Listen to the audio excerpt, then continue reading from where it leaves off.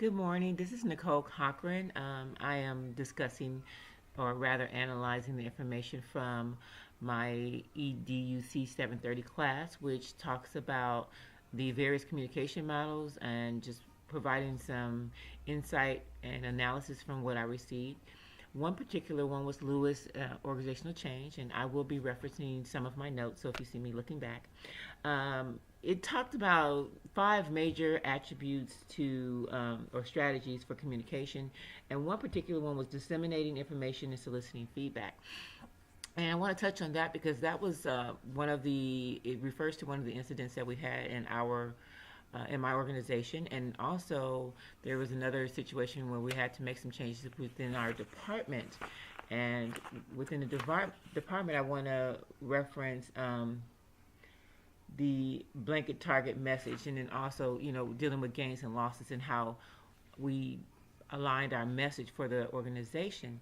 So Lewis was just discussing about that disseminating information, and in my department we had a situation where they wanted to make it flat, and they used that particular technique because they gave the information. They constantly asked for feedback from the within the organization, the staff members, and even though we didn't know all of the ins and outs and circumstances, they kept us in that feedback loop. We knew what was going on a consistent basis. And toward the end, when they did lay off all of the directors to make the department flat, it was not it was a surprise, but it was not a surprise. And we were able to reflect on how they took the information that they received from the staff to implement those new changes, even though it was a very uncomfortable circumstances. It just showed they kept the information positive. When we talk about gains and losses, they discussed with us how we were going to benefit from making the organization flat, and so it was a positive situation in the end. And then we also had to have some major cutbacks and throughout the whole organization. And in that situation, they basically, as Lewis referred to, they just did a blanket target message, and it was definitely about loss. But when you're talking about, okay, we're going to have some cutbacks, we're going to get rid of credit cards, we're going to stop putting money into your retirement plan, we're going to put a freeze on raises, but hey, you get to keep your job.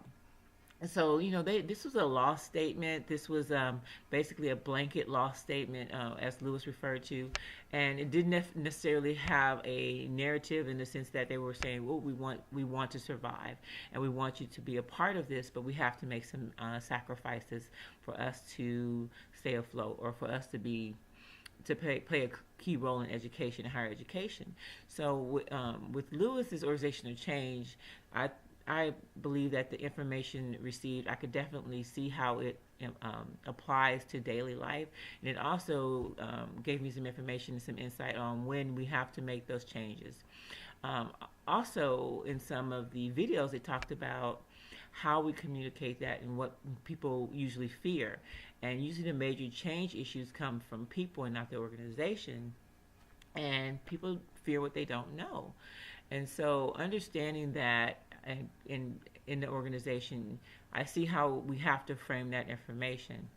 I also watched the Hogan presentation of self in the age of social media, distinguishing the performance and exhibiting exhibitions online. And I love that he talked about the agency.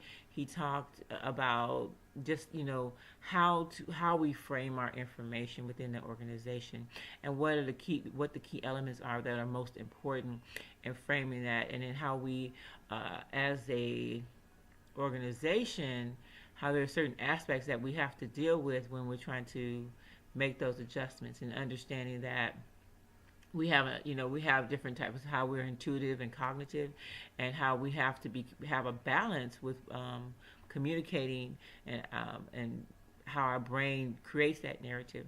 And I feel like all of the information that we received from the readings, they all connected, even with the storytelling.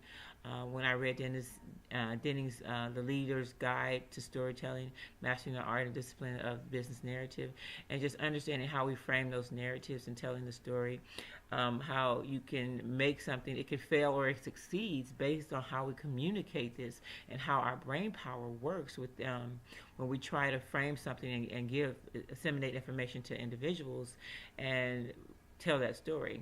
So, just being aware of the need and care about the cause and feel a sense of urgency to take action, those were some vital parts of the information that was received.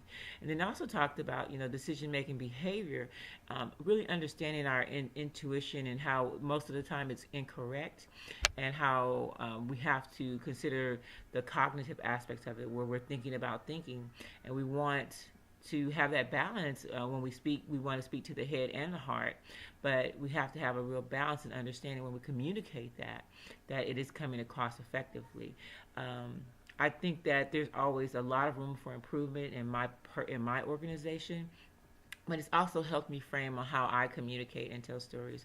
I'm always cognizant of how I present myself in my organization, and how I communicate, but I think that this has given me some clear insight when moving forward, when I look at the aspects of my organization and see how we're communicating.